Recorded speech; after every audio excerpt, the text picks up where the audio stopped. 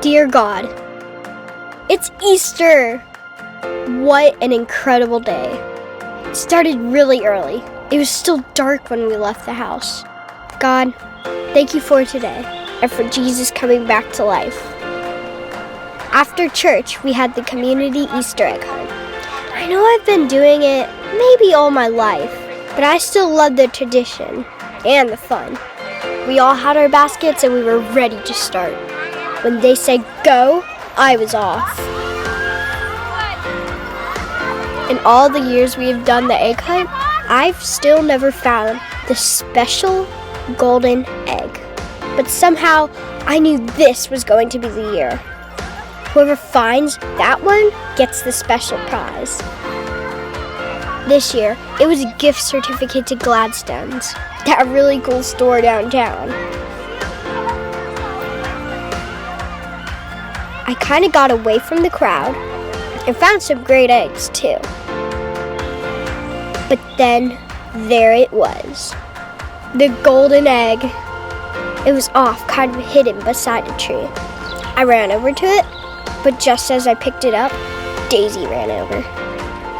She had seen it too. She didn't have any eggs in her basket, and I think she'd even been crying about something. I think I knew the look because I babysit her and her brothers sometimes. Oh, I really wanted that prize. But something, I don't know, maybe just because it was Easter.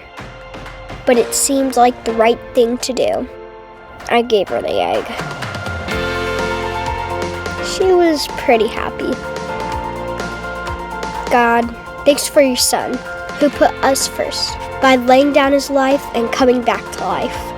Help me to always put others first, just like he did. Happy Easter, Maria.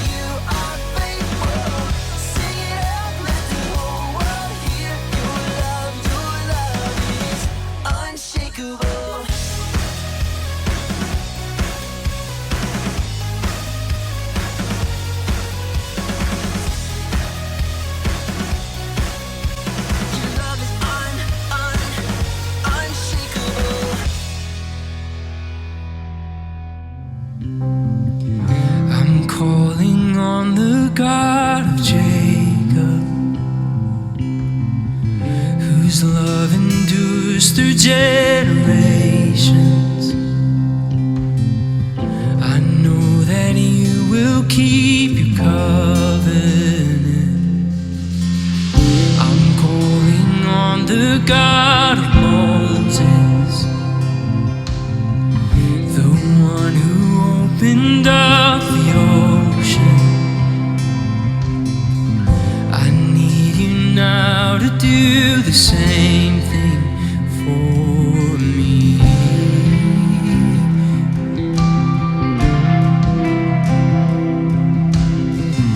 Oh God, my God, I need you. Oh God, my God, I need you now. How I need you now. Oh rock of ages, I'm standing on your faithfulness, on your faithfulness.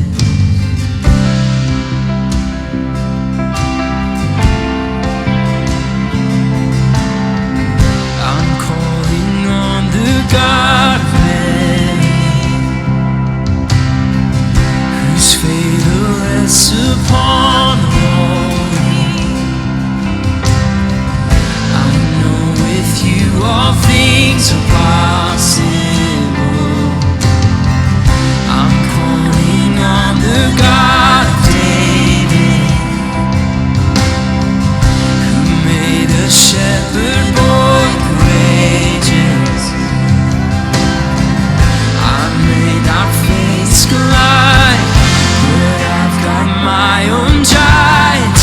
Oh God, my God, I need you.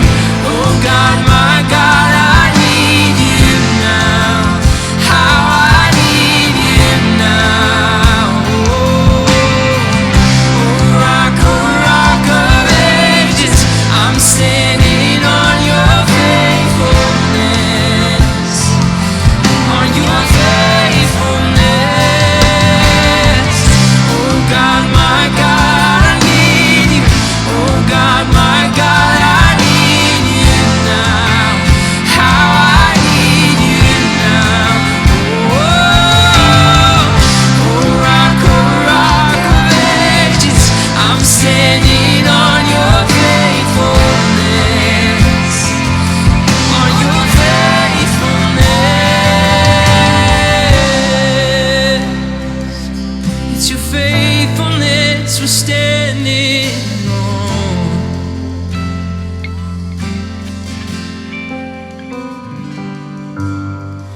You heard your children then, you hear your children now. You are the same God. You are the same God. You answered prayers back then, and you will answer now. You are the same God.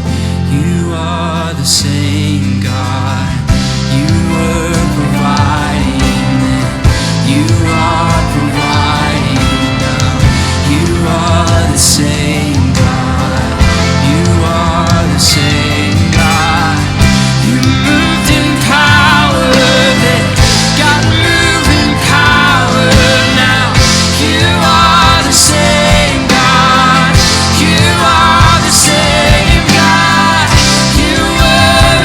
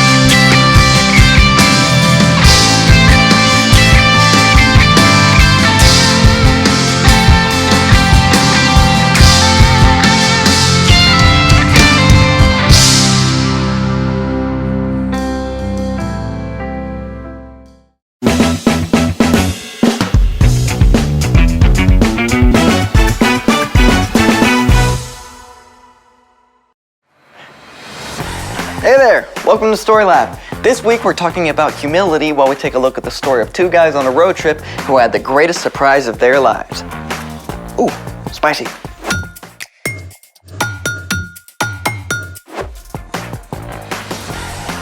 Hey, I'm Carter. And I'm Zeke. We're talking about humility, which is putting others first by giving up what you think you deserve. You know what I've always thought I deserved?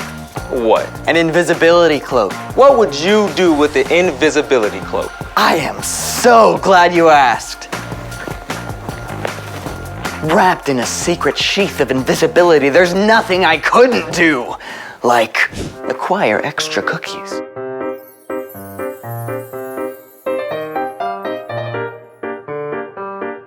Or surprise my friends. Sherry baby, Sherry baby. The possibilities are endless. Okay, number one, I can see why you want to be invisible for karaoke. Oh, I don't want to make people jealous of my amazing vocal stylings, obviously. And number two, you will be happy to know that scientists are working on a real invisibility cloak. What? Yep, scientists have engineered a new class of materials called metamaterials that interact with light in ways we've never seen before. A metamaterial cloaking device can hide an object by reflecting light around it. So, someone watching will simply see signals from images behind the object, as if it weren't there. A real-life invisibility cloak? Mind blown! Zeke, what are you doing? Ordering my invisibility cloak, of course. I hate to tell you this, Zeke, but I-N-V-I-S-I-B-I. Why are there so many I's? so far, scientists have only been able to cloak something less than 1 inch tall. Oh. So I need a invisibility cloak and a shrink ray. Actually, I know a way we can make something disappear right here in this room. I've already been disappointed once today. No, really, it's super easy. Don't break my heart. This will work, honest. Well then, let's make it. For this experiment, you need a large beaker, a small beaker, and some oil. Step 1, fill a large glass beaker about 3/4 of the way with oil. Step 2, take the small glass beaker and using tongs, push it all the way down into the oil.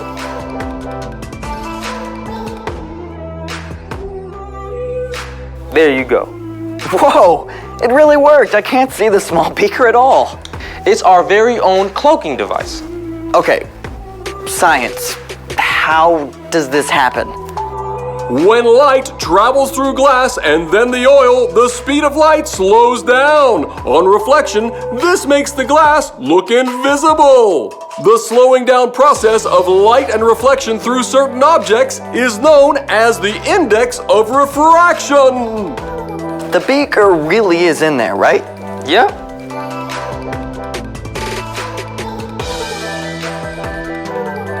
I love science.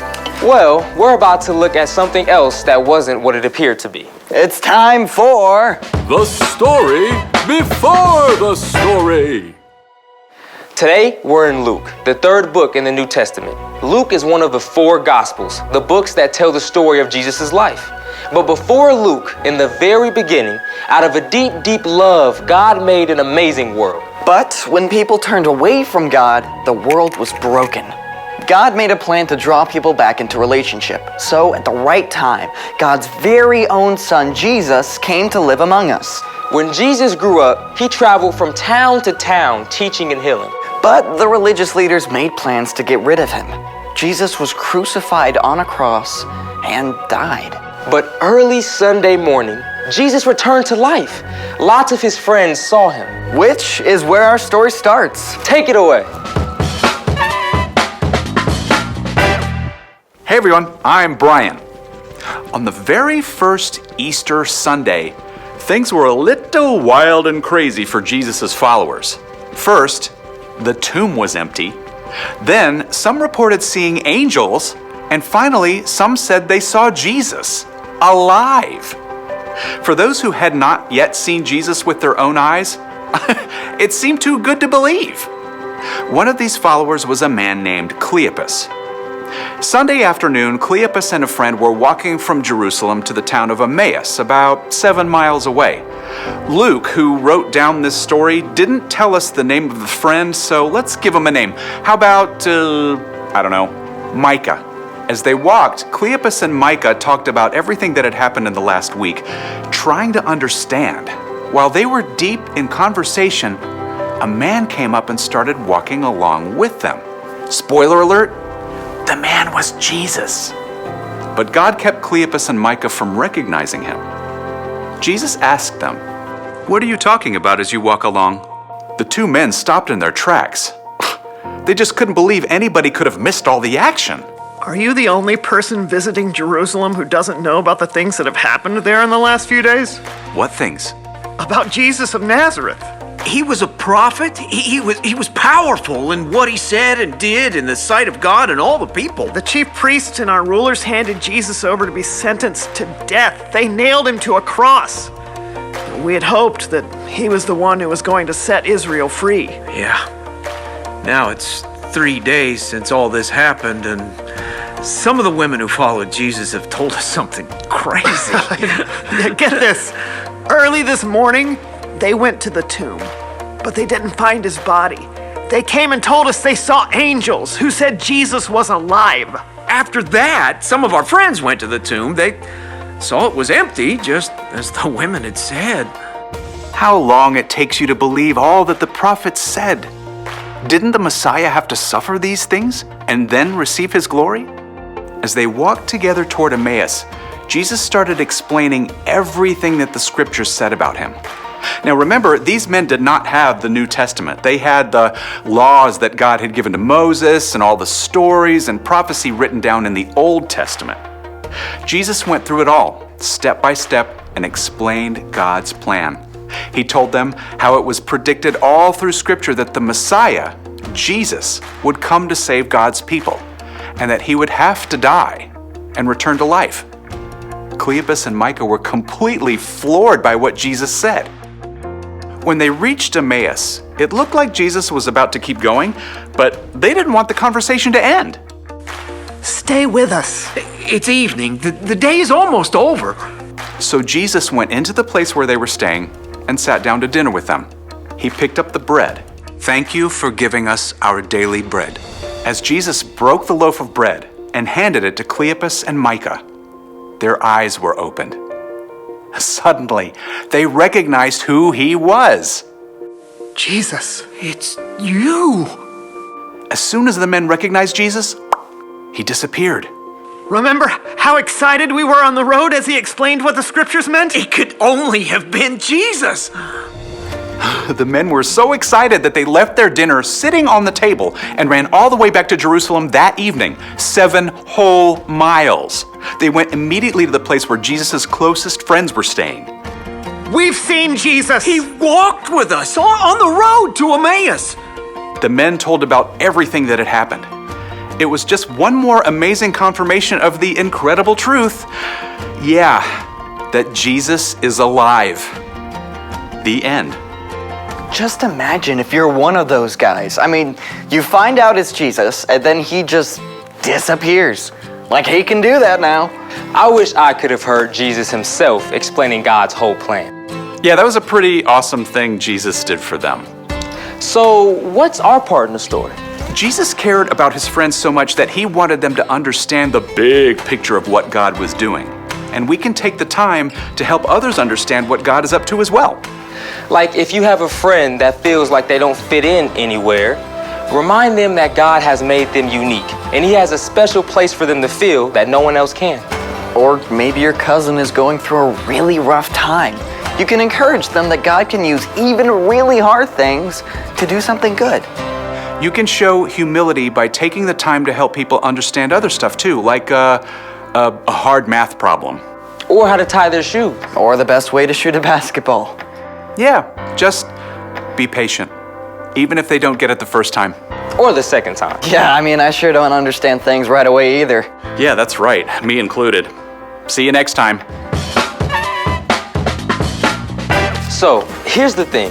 Put others first by helping them understand. Could we get a giant glass vat of oil for me to turn invisible in? Ew. The oil and glass invisibility effect does not work on opaque objects such as humans. Well, rats. How about you just enjoy some karaoke music? Thanks for joining us in the Story Lab. See you next time. Fly me to the moon. Let me play among the stars. In today's story, we saw how Jesus helped two of his friends understand the significance of what was happening here in Jerusalem, that Jesus died and rose again. And then he explained it so that it all made sense to them. But you know what? In order to do that, Jesus had to put them first. So here's our start the conversation question for you. When has someone helped you understand something? Believe it or not, that's showing humility, because you're slowing things down, you're being patient, and you're making sure that they understand what you're talking about.